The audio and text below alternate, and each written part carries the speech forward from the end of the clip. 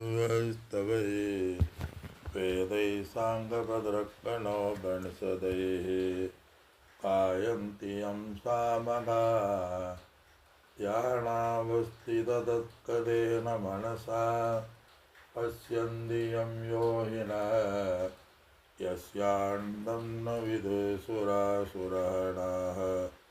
देवाय तस्मै नमः देवाय तस्मै நமः. ஓம்.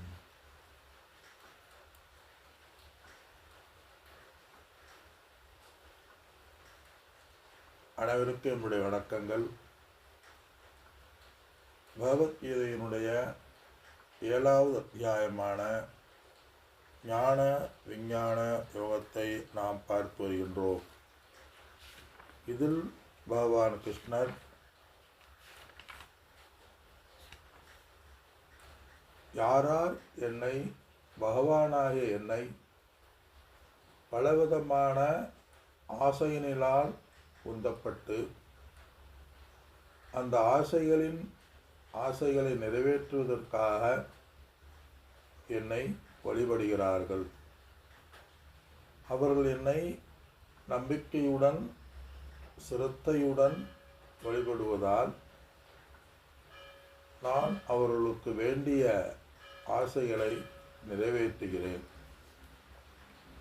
அது எந்த ஆசையாக இருக்கலாம். துயரத்திலிருந்து விடுதலை அடைய வேண்டும் என்ற ஆசை இருக்கலாம். துயரம் குறைய வேண்டும் என்ற ஆசையும் இருக்கலாம். அல்லது நான் பணம், பொருள், பதவி, சுகம் வேண்டும் என்ற ஆசைகள் இருக்கலாம். எத்தனை மனிதர்கள் இருக்கிறார்களோ அத்தனை ஆசைகள் இருக்கலாம். அவற்றையெல்லாம் நான் நிறைவேற்றி வைக்கிறேன். அவர்களும் என்னுடைய பக்தர்கள்தான் என்று பகவான் கூறுகின்றார். இருக்கிறதிலேயே பெரிய ஆசை பகவானை அறிய வேண்டும், பகவானை உணர வேண்டும் என்ற ஆசைதான் இருக்கிறதுலேயே பெரிய ஆசை. எல்லாரும் என்ன சொல்கிறாங்க, ஆரோக்கியமாக இருக்கணும், ஆயுள் ஆரோக்கியமாக இருக்கணும் சொல்லி ஆசீர்வாதம் பண்ணுங்க அப்படின்னு சொல்கிறார்கள். ஆயுள் ஆரோக்கியம் முக்கியம், வேண்டும். ஆனால் எதற்காக ஆயுள் ஆரோக்கியம்? ஞான வைராக்கிய சித்தியர்த்தம் சொல்லுவாங்க. நான் ஞானத்தையும் வைராக்கியத்தையும் இப்பிறவியிலேயே அடைய வேண்டும். அது மாதிரி இந்த இடத்துல பகவான்தே வேண்டும், உன் கருணைதே வேண்டும் என்று வணங்குபவர்களுக்கு நான் என்னை கொடுக்கின்றேன். என்னை அறிய வேண்டும் என்று கேட்டால் நான் கொடுக்கின்றேன். உலக சௌரியங்களை வேண்டும் கேட்டால் நான் கொடுக்கின்றேன். யார் எதை கேட்கிறார்களோ அதை பகவான் கொடுக்கின்றார். பகவானை அறிய பகவானுக்காக அந்த பகவானவே வழிபடுதல் சொல்றார். அவங்களுடைய சிரத்தையை நான் அசைய விடாமல் நான் பார்த்து கொள்கின்றேன் என்று பகவான் கூறினார். அது மட்டுமல்ல, அந்தந்த ஆசைகளை நிறைவேற்றுவதற்காக அவரவர்களுடைய சுபாவத்தினுடைய அவர்களுடைய பூர்வ ஜென்ம வாசகங்களுடைய அடிப்படையில் தேவதா ரூபத்தை அல்லது தன் தேவதைகளை வழிபடுகிறார்கள். அந்த தேவதா ரூபமாகவும் நானே இருக்கின்றேன், நானே அவர்களுக்கு வேண்டியதை நான் கொடுக்கின்றேன் என்று பகவான் கூறினார். அது ஆனால் இதிலேயே அந்த ஆசைகளை நிறைவேற்றுவதிலேயே அவர்களுடைய மனமானது செல்கின்றன. இது இந்த உடல் உலக விஷயங்களை குறித்து என்னை வழிபடுகின்ற அவர்களுடைய கிடைக்கின்ற பயனானது அல்ப சுகம் என்று சொன்னார். அல்ப சுகம்னா என்ன? வெறும் அல்பமானது, நிரந்தரமான சுகம் அல்லை, நிரந்தரமான நிறைவு இல்லை என்று பகவான் கூறுகின்றார். அப்போ எந்த சுகம் நிரந்தரமான சுகம்? 24வது ஸ்லோகத்தில் பெரும்பாலான மக்கள் ஏன் நிரந்தரமான சுகத்தை அல்லது என்னை அறிவதில்லை என்றால் அவ்யக்தம் யுக்திமா வண்ணம் மன்னியந்தே மாம் அக்ஞக சொல்றார். அதாவது விவேகமற்றவர்கள்னு சொல்றார். இந்த இடத்துல விவேகம் அக்ஞக அப்படின்னா விவேகமற்றவர்கள், என்னுடைய நாசமற்ற மேலான தத்துவத்தை பரமாத்மா தத்துவத்தை யாரும் அறிவதில்லை. அப்படி யார் அறிகிறார்களோ அவர்கள் அனுத்தமாம் கதியும் உயர்ந்த கதியை அடைவார்கள் என்று பகவான் கூறி மீண்டும் மீண்டும் கூறுகிறார். மூடக அயம் ந அபிஜானாதி.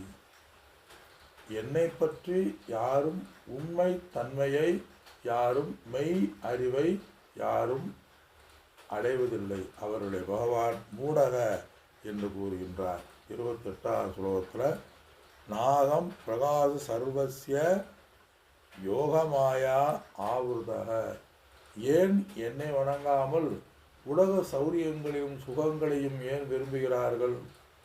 பகவான் அடுத்த அத்தியாயத்தில் நல்லா சொல்ல போகிறார். அடுத்த அத்தியாயத்தில் மிக ஆழ்ந்த கருத்துக்களை பகவான் சொல்ல போகிறார். அடுத்த அத்தியாயத்துக்கு பேரே அக்ஷரம் பிரம்மயோகம் பேர். ஊண்டி சொல்றார், என்னை ஆத்ம ஞானத்தை அடைவதுதான் குறிக்கோள், பிரம்ம தத்துவத்தை அடைவதுதான் வாழ்க்கையின் குறிக்கோள், அதுதான் என்று பகவான் ஞானிகளை பற்றி மிக அழுத்தமாக கூறுகின்றார். பிரம்ம தத்துவத்தை அறிந்தால்தான் நிறைவானது கிடைக்கும், அதுதான் உண்மையான அறிவு. எப்பொருள் எத்தன்மைதாயினும் அப்பொருள் மெய்ப்பொருள் காண்பது அறிவு. அறிவுங்கிறது என்ன? எந்த பொருளிலும் உண்மை பொருளை உண்மை தத்துவத்தை காண்பதுதான் அறிவு. ஆனால் என்னையே அவர் உண்மை தத்துவத்தை என்னுடைய உண்மை தத்துவத்தை யாரும் அறிவதில்லை என்று சொல்றார். பகவான் சொல்றார். பகவானுடைய உண்மை தத்துவம் என்ன? நான் ஆத்மஸ்வரூபமாக இருக்கின்றேன். எல்லா ஜீவர்களும் உண்மை தத்துவத்தினுடைய அடிப்படையில் சைதன்ய சச்சிதானந்த சுரூபமாக இருக்கின்றார்கள். அதுதான் உண்மை தத்துவம். இந்த அத்தியாயத்தில் மூடக அயம் ந அபிஜானாதி. மூடர்னு அந்த இடத்துல முட்டாள்னு சொல்லலை, மயங்கியவர்கள்னு ஒரு விளக்காசிரியர் சொல்றார். இந்த உலகத்திலேயே அவர்கள் மயங்கியவர்கள். எது இந்த போதை பொருளுக்கு மயங்கி தான் என்ன செய்கிறவனே தெரியாது. அது மாதிரி இந்த உலக விஷயங்களிலேயே அவர்கள் மயங்கியவர்கள். இந்த உலகத்தில் எதை அறிவதில்லை? ந அபிஜானாதி, அறிவதில்லை. இந்த உலகத்தில் எப்படிப்பட்ட அறிவதில்லை? மமம் மாம் அஜக அவ்யயம். என்னை பிறப்பற்றவனாக, அஜகன பிறப்பற்றவன், ஜகன பிறப்புள்ளவன், பிறப்பற்றவனாக என்னை பிறப்புள்ளவனாக நினைக்கிறார்கள். நான் வசுதேவனுடைய புதல்வன், கிருஷ்ணர் தேவைய பரமானந்தம் தான் நினைக்கிறார்கள். என்னை பிறப்பு இல்லாதவனாக யாரும் நினைப்பதில்லை. அதனால் அவர்களையும் அவர்கள் தன்னையே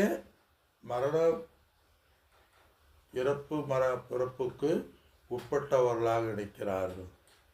பிறப்புக்கும் இறப்புக்கும் அப்பாற்பட்டவர்களாக என்னை யாரும் நினைப்பதில்லை. மாம் அஜம் வியக அவ்யயம்னா மாறுபாடு இல்லாதவனாக என்னை நினைப்பதில்லை. என்னை நாமரூப வடிவங்கள் வைத்துத்தான் நினைக்கிறார்களே ஒழிய என்னை மாறுபாட்டவர்களாக நினைக்கதில்லைன்னு சொல்றார்.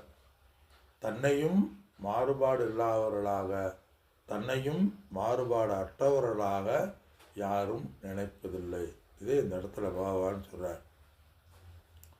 எதனால் அவங்க நினைக்கிறதில்ல, ஏன் அவங்களுக்கு என்ன காரணம்? அவங்களுக்கு யோக மாயா சமாவிரதாக, ஆவிரதகன மூடி இருக்கின்றது, சம் ஆவிரதாக நன்கு மூடப்பட்டு இருக்கின்றது. எது? யோகம். இந்த இடத்துல யோகம்னா என்ன? ஆத்ம ஞானம். ஆத்ம ஞானத்தை யாரும் நினைப்பதில்லை.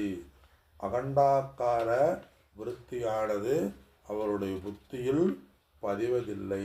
அதே இந்த இடத்துல சொல்றார், ந அகம் பிரகாச சர்வஸ்ய, நான் அனைத்துமாக அனைவருக்கும் நான் விளங்குவதில்லை.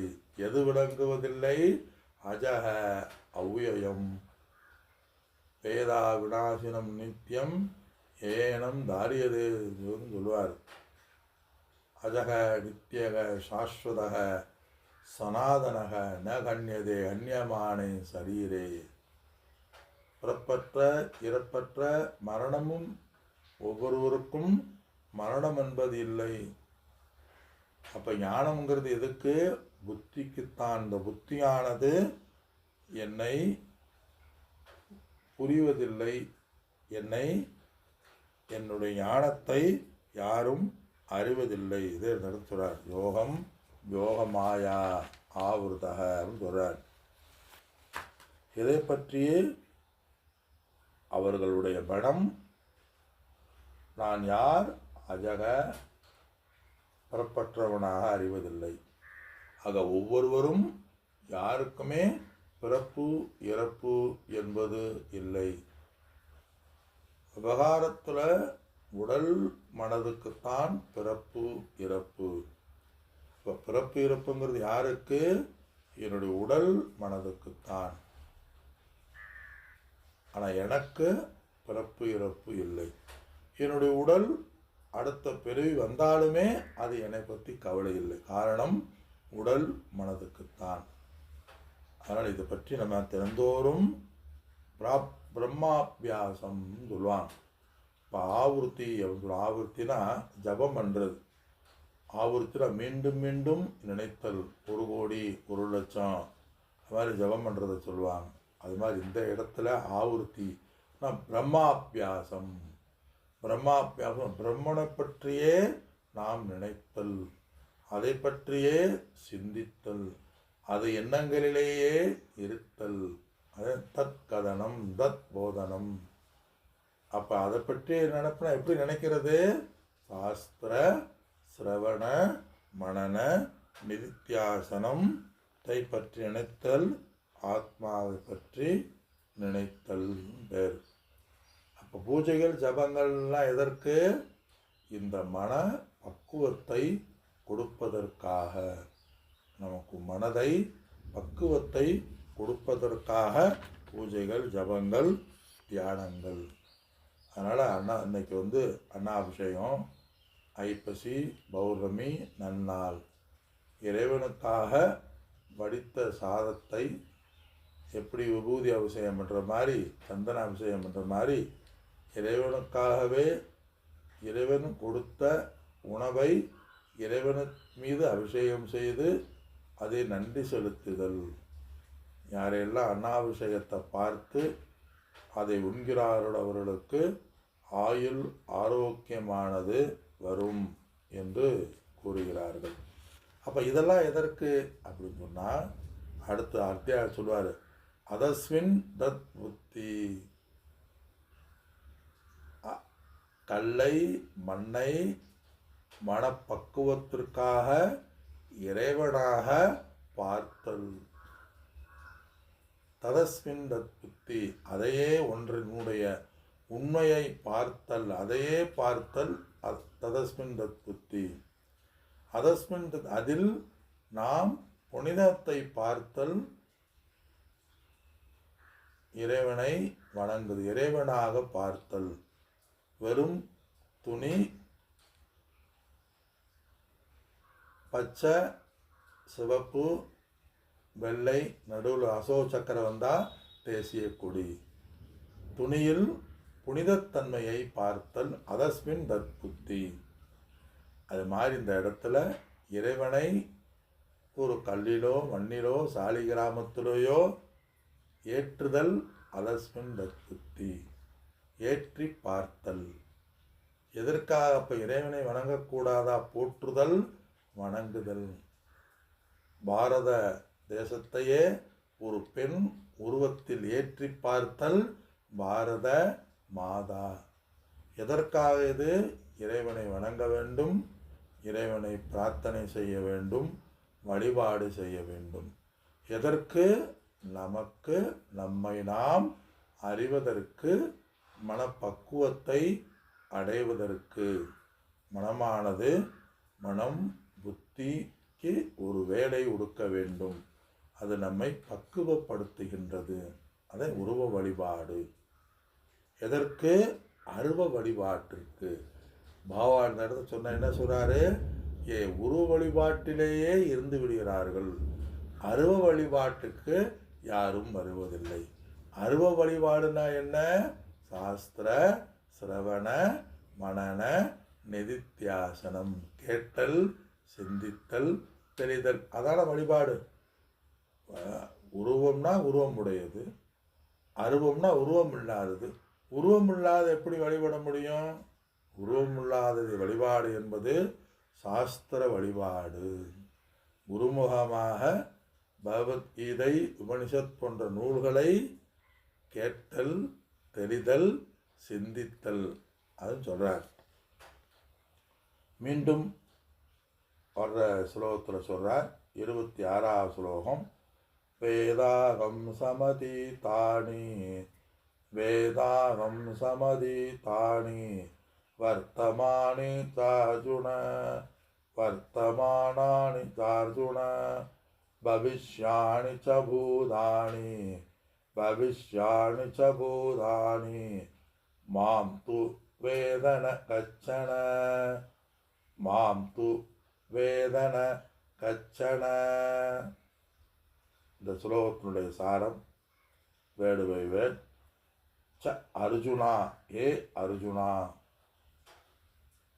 அகம் நான், நான் சமதி தான்